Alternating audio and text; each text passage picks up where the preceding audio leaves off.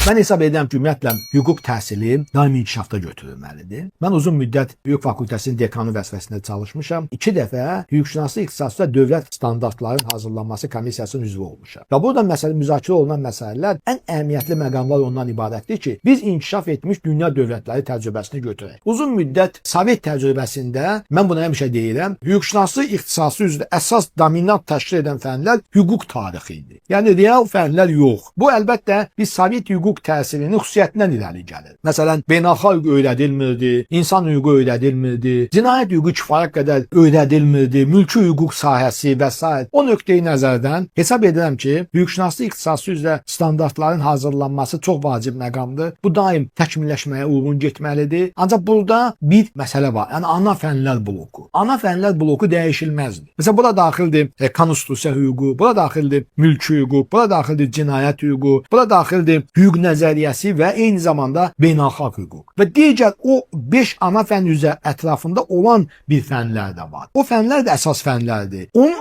ətrafında olan fənlər isə artıq onlar seçmə fənlər. Bu seçmə fənlər dəyişir, inkişaf edir. Məsələn, seçmə fənlər ola bilər ki, onlar çox aktuallıq kəsb edə bilər. Məsələn, bu gün vergi hüququ belə bir sahələrdən biridir. Və hesab edirəm ki, bu nöqteyi nəzərdən dövlət standartlarının hazırlanması bu gün də yenilənməsinə bir ehtiyac hiss olunur və burada əlbəttə müasir inkişaf tendensiyaları da hökmən nəzərə alınmalıdır. Bu birinci məsələ. İkincisi, vəkillər kollegiyasının rolu nədən ibarətdir bu?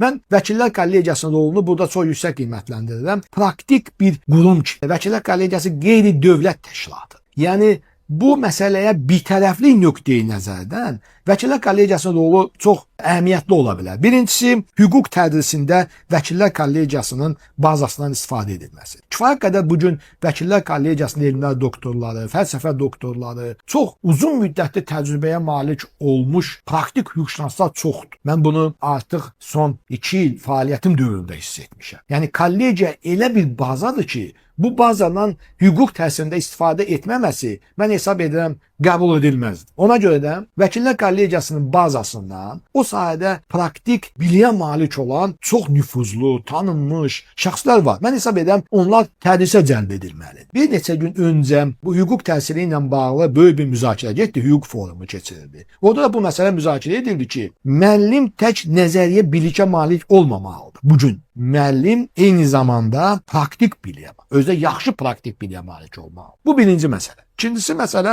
mən hesab edirəm ki, hüquq təhsilində 2 istiqamət var. Bir semestrdə o praktikaya həsr olunur. Mən hesab edirəm ki, böyük bir tələbə, gələcək məzunlar vəkillər kollegiyasını praktika keçməli. Bu çox əhəmiyyətli məqam.